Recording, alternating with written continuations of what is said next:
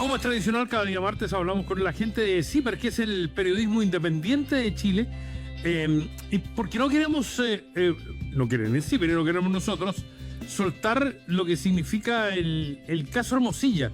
Hermosilla abrió un montón de puertas que han significado con el correr de las semanas, ir develando algunos temas. Ha provocado una crisis profunda en el Poder Judicial y queremos saber en qué van los chats. Escuchábamos al fiscal nacional el otro día que decían que estaban analizando todavía los miles de páginas que estos chats habían generado y que se había contratado personal externo para llegar a determinar cuáles eran las principales verdades que estos contenían. Nicolás Sepúlveda está hoy con nosotros. ¿Cómo estás, Nicolás? Bienvenido a País ADN. ¿Qué tal, Aldo? ¿Cómo estás tú? Muchas gracias por la invitación. Aquí estamos más que intrigados por lo que todo el mundo dice, ¿no? ¿Dónde diantre está Hermosilla? ¿Cuándo se inician las acciones contra Hermosilla? ¿Y en qué está el proceso que abrió Luis Hermosilla a propósito de su caso? Sí, el fiscal nacional Ángel Valencia dijo el domingo en Mesa Central, que algo interesante, que sí, bueno, que siguen revisando los chats, ¿no? Lo dices tú, Aldo, el celular de Luis Hermosilla parece una bomba atómica, ¿no? Hay asuntos muy complejos ahí, tienen envío a la Corte Suprema, pero el fiscal nacional informó que estaban trabajando además con una persona del Servicio de Impuestos Internos que estaba instalado en la Fiscalía porque recordemos que lo que se investiga en una arista, la arista principal del caso Hermosilla tiene que ver con cohecho y con pago de coimas a funcionarios públicos, ¿no? Entonces, no, hasta ahora no hemos tenido novedades, solo sabemos que se sigue investigando. Nosotros en CIPER publicamos ahora un reportaje que tiene algunos detalles respecto a los chats que hay entre Luis Hermosilla y el ministro de la Corte Suprema, Jean-Pierre Matus. Ha sido una situación bien compleja porque el ministro Matus dice que no existen esos chats, ¿no? Ha reiterado esa versión. En esta, yo creo que es importante, Nicolás, determinar que Hermosilla abre, como decíamos al comienzo, una puerta en torno a cómo se designan las autoridades judiciales en el país, que es un tema muy complicado, no solo en términos de los notarios, los conservadores, los mismos fiscales, sino fundamentalmente la Corte Suprema, lo que ha generado todo un lío. Lo de Matus con Hermosilla también obliga a que la Corte se revise a sí misma, ¿no? Bueno, la Corte lo está haciendo. Instauraron hace un par de semanas una comisión de ética que está investigando al ministro Jean-Pierre Matus, también a Ángela Vivanco y a la ministra María Teresa Letelier y al ministro Mario Carroza. Son 4 en total. Esto a partir, algo lo hemos conversado otras veces, de lo que aparece en los chats en el teléfono de Luis Hermosilla, pero también en el teléfono de otro ex juez de la Corte de Apelaciones, ¿no? El señor Juan Poblete. Ahí en CIPER nosotros hemos ido contando en distintos reportajes cómo aparecen pedidas de favores y coordinaciones en campañas para elegir a ministros de la Suprema, que son los que tienen más poder en el mundo judicial, pero también para designar notarios o para elegir ministros en las Cortes, por ejemplo, ¿no?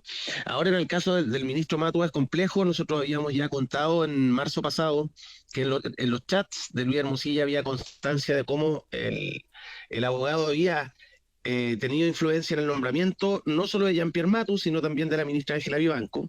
En esa ocasión, el ministro Matus dijo: bueno, mira, yo le pedí por teléfono a Luis Hermosilla cuando estaba postulando a la Corte Suprema en 2021, que si le preguntaban, yo le di cuál era mi apreciación y mi trayectoria para que él tuviera la mejor opinión, porque él era una persona cercana a Sebastián Piñera, ¿no? Eso dice el ministro Matus entonces. Luego, en entrevista con La Tercera, la versión apunta a que él no tiene chats con Luis Hermosilla, y ahora que nosotros publicamos este segundo reportaje, él insiste en eso. Ayer en una conferencia de prensa volvió a decir que no hay chats escritos entre él y Luis Hermosilla. Eso no es así. Nosotros pudimos chequear en nuestra investigación, Aldo, que efectivamente existen conversaciones por WhatsApp entre el ministro Matus y Luis Hermosilla, y una de las cosas que aparecen en esas conversaciones por WhatsApp es una coordinación de una ayuda, ¿no?, que presta el ministro Matus a Luis Hermosilla cuando éste defendía al ex ministro del Interior, Andrés Chadwick, ¿no? Recordemos que Andrés Chadwick fue acusado constitucionalmente por el Congreso. Luis Hermosilla lo defendió en ese proceso. Y en los WhatsApp aquí está la constancia de cómo Jean-Pierre Matus le pide confidencialidad y reserva, pero le consigue un informe en derecho de un destacado penalista alemán, el señor Kay Ambos, que se usa, ¿no? Se utiliza en la defensa de Andrés Chadwick. Es extraña esta conferencia de prensa de Matus, Nicolás, porque además, porque él pretende establecer que los WhatsApp son falsos, que el chat es falso, lo que es muy extraño, entendiendo que hay registro de aquello, ¿no? Sí, sí, hay registros de aquello, están respaldados esos chats en el celular de Luis Hermosilla, están en poder de la Fiscalía, de hecho. Y es complejo lo que hace el ministro Matus, porque finalmente ahora el caso pasa de ser un asunto sobre si Hermosilla hizo gestiones o no para ayudar a la llegada de Matus a la Corte Suprema. Ahora pasa a ser un asunto que tiene que ver con si el ministro Matus está mintiendo o no está mintiendo, ¿no? Como que escala la gravedad ahora. Nosotros en CIPER pudimos corroborar, yo doy fe de eso, que esos chats existen. Nosotros sabemos de qué se tratan, es lo que contamos en el reportaje que publicamos el domingo en la noche. Pero cuando esos registros aparezcan, cuando se puedan hacer públicos, nosotros no hemos podido hacer público por resguardo de fuente por el momento. Cuando aparezcan, va a quedar en evidencia que el ministro Matus está faltando la verdad. Y eso es muy grave viniendo de un ministro de la Corte Suprema, ¿no? También ayer, cuando algunos periodistas le preguntaron por esta como participación en la defensa de Andrés Chadwick durante la acusación constitucional, el ministro ni siquiera lo descartó, ¿no? Solo se escudó en que él, por secreto profesional, no podía revelar detalles de esas gestiones. Entonces, uno ahí se hace la pregunta, ¿no? Bueno, entonces esto significa que Hermosilla era un cliente del ministro Matus, que tenían una relación de abogado. ¿Qué tipo de servicios se prestaban? Claro, ¿en qué tipo de relaciones establecieron y con qué beneficios, no? Claro, ¿con qué beneficios? Porque en el celular de Luis Hermosilla también está la constancia de que efectivamente Luis Hermosilla hizo gestiones para que el señor Matus llegara a la Corte Suprema. Nosotros no estamos diciendo con esto, Aldo, que la llegada de Matus a la Suprema se debe exclusivamente a las gestiones de Luis Hermosilla. No se trata de eso, pero sí hay constancia de gestiones que hizo Luis Hermosilla para ayudar a la llegada de Matus a la Suprema. Hasta ahora no se sabía cómo influía Luis Hermosilla en los nombramientos judiciales, ¿no? Pues bien, nosotros en este reportaje del domingo entregamos algunos detalles de eso. No hablaba directamente con el ministro de Justicia, sino que lo hacía con al menos dos asesores muy, muy cercanos al expresidente Sebastián Piñera, que trabajaban en La Moneda, asesores presidenciales, uno de ellos Felipe Hübner, el otro Andrés Sotomayor, según reportajes políticos de la época de la Tercera, Exante y otros medios. Dicen que ellos formaban parte del grupo chico, ¿no? De asesores que escuchaba el expresidente Sebastián Piñera. Nosotros hablamos con uno de ellos, con Felipe Hübner, que nos reconoció que efectivamente existían chats entre él y Luis Hermosilla, y que además en el equipo presidencial a veces tenían que recoger opiniones y chequear trayectorias de personas que iban a integrar luego el Poder Judicial, ¿no? Esa era la ruta que tenía Hermosilla para influir, ¿no? Entonces, esos son los datos que nosotros consideramos relevantes. Nicolás, ¿por qué la solicitud de confidencialidad? ¿Qué hay detrás? O sea, para un caso que ha tenido tanta connotación pública y que decíamos ha tenido tantas repercusiones, ¿por qué se insiste en la confidencialidad? ¿Y qué significa ello? Cuando Matus se lo pide a Hermosilla, dices tú. ¿Sí? Claro, lo que pasa es que esto fue en 2019, ¿no? En noviembre de 2019 el Congreso presenta una acusación constitucional contra Andrés Chadwick por su presunta responsabilidad en las violaciones a los derechos humanos cometidas durante el estallido social, ¿no? Recordemos que él era ministro del Interior cuando ocurre el estallido, renuncia un par de semanas, algunas semanas después, unos días después, y el Congreso presenta esta acusación constitucional. En ese momento, que es cuando están registrados estos chats donde Matus habla con Hermosilla y se consigue este informe en derecho del penalista alemán, en paralelo el señor Matus era asesor del ejército, ¿no? El asesor del comandante en jefe del ejército, que estaba sumido además el ejército en una crisis bastante profunda por temas de corrupción militar, ¿no? Fraude, la ley reservada del cobre, entre otros.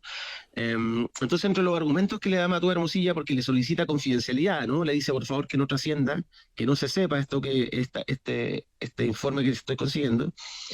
Le argumenta que se vería feo, se vería mal, porque él en paralelo es asesor del ejército. En ese momento, en medio del estallido social, el ejército también estaba complicado porque había tenido que salir a la calle, recordemos, por primera vez en democracia para controlar el orden público. Eso había generado una situación difícil, habían un par de muertos en el camino, había situaciones de violación a los derechos humanos, entonces no era fácil la situación, ¿no? Sin duda.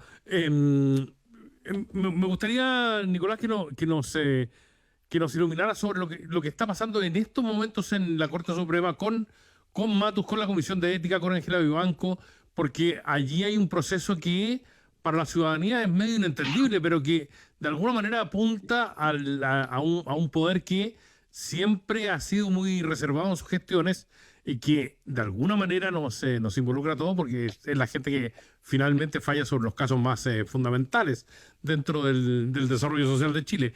Hay una crisis evidente y hay una crisis que supone transparentar muchas cosas que hasta ahora se mantenían muy en el secretismo de la Corte Suprema. Claro, lo que está investigando la Comisión de Ética de la Corte Suprema es un presunto tráfico de influencias, ¿no? Que es lo que se ha ido revelando con reportajes de CIPER durante los últimos meses. Yo te contaba que son 4 ministros investigados, y ahí hay toda una fricción, Aldo, porque los ministros están más o menos divididos, al menos así se ha dado cuenta a través de distintos reportajes. Por ejemplo, la ministra Ángela Vivanco objetó, no quiso firmar la notificación que le mandó a la Comisión de Ética de que estaba siendo investigada, porque dijo, bueno, díganme por qué chat con Hermosilla me están investigando a mí. Nosotros en reportajes anteriores hemos contado que efectivamente existen chats también entre la ministra Vivanco y el señor Luis Hermosilla, que ellos eran bastante cercanos, y que también Luis Hermosilla en el año 2018 hizo gestiones también para ayudar a que la señora Vivanco lograra llegar a la Corte Suprema. La ministra Vivanco además presentó un recurso para que la Comisión de Ética no pueda investigarla. Ella está recusando al menos a 2 ministros de esa Comisión de Ética. Uno, el más importante, Ricardo Blanco, que es el presidente de la Corte Suprema, ni más ni menos, diciendo que él ya fijó una postura durante un pleno, por tanto, no puede estar ahora en esta comisión que está investigándola a ella. Y lo mismo con la ministra Andrea Muñoz, a quien acusa de tener una animadversión en contra de ella, entonces dice también tienen que sacarla de la comisión. Eso aún no se resuelve. Y por otra parte, el ministro Matus también ha objetado la investigación de la Comisión de Ética porque dice que a él no pueden investigarlo por hechos que ocurrieron antes de que él llegara a ser ministro de la Corte Suprema. Entonces, bastante complejo. Eso dista de la postura que han tomado otros ministros, por ejemplo, Mario Carroza, que otro de los investigados. Él era parte originalmente de la Comisión de Ética y decidió restarse para que no existiera ningún tipo de conflicto de interés, ¿no? Pero eso ha tensado mucho las relaciones en la Corte Suprema, la cosa está bien tirante. Ayer se hizo público porque el trabajo de la Comisión de Ética es secreto, pero ayer se hizo público y entiendo que se hizo una conferencia de prensa, asistieron a declarar 2 diputados, uno de ellos Daniel Manucheri del Partido Socialista, quien fue el presidente de la Comisión Investigadora en la Cámara de Diputados por el caso Hermosilla, que eso pasó más o menos colado, pero en sus conclusiones, esa comisión investigadora señaló que Hermosilla era un operador judicial y que utilizaba sus redes en el Poder Judicial para intereses oscuros.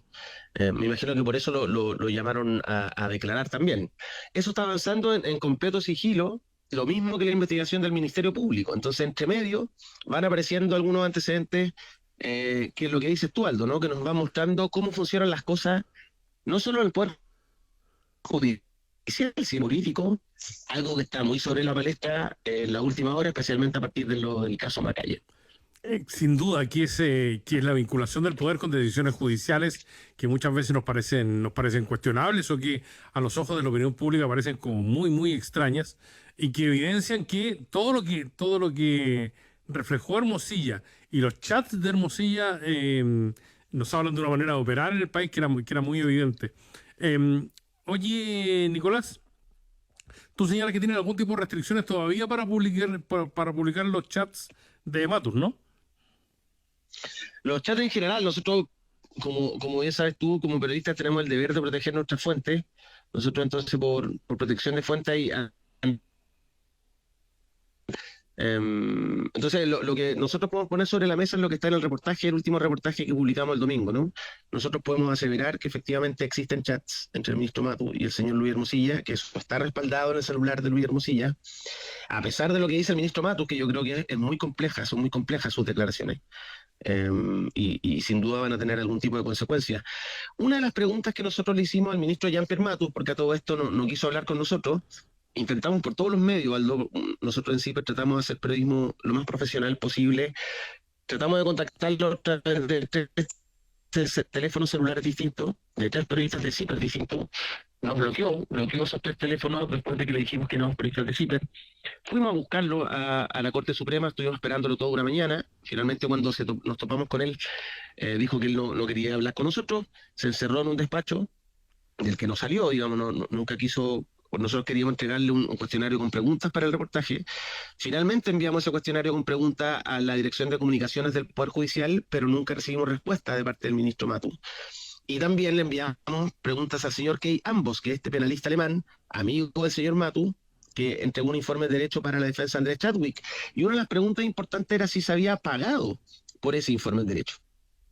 Si al señor Kay Ambos, porque es un informe de unas 40 páginas, él es un penalista alemán muy respetado, fuera sido juez en Kosovo, en el proceso de paz colombiano, está a cargo de investigaciones y de organizaciones que se encargan de elaborar papers sobre derecho penal internacional, etcétera.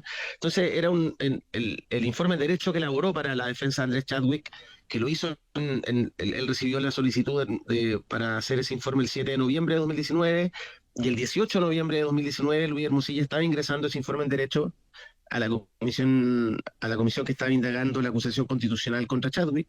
Entonces, bueno, un trabajo intenso en en unos 10 días. Queríamos nosotros saber si se pagó por ese informe, pero nadie ha querido respondernos hasta ahora. Entonces, yo creo que eso, Aldo, es un dato interesante que hay que seguir indagando, y que el periodista que tenga la oportunidad que se lo pregunte al ministro Matus, ¿no? Porque si se pagó ese informe, ¿de dónde salió el dinero? ¿A través de quién se pagó? Etcétera, etcétera. Sin duda. Sí, pero es el periodismo independiente. Recuerden que es una página de dominio abierto, que ustedes pueden leer sus reportajes, incluido el de Nicolás esta semana, pero que depende fundamentalmente del aporte que hagan sus socios a través de su página ciperchile.cl. Así que a colaborar entonces con el periodismo independiente, que está cada martes con nosotros acá en País ADN. Muchas gracias, Nicolás. Gracias, Aldo. Y quienes quieran, pueden leer el reportaje completito en ciperchile.cl. Ahí están todos los detalles. Gracias. Por supuesto. Chao.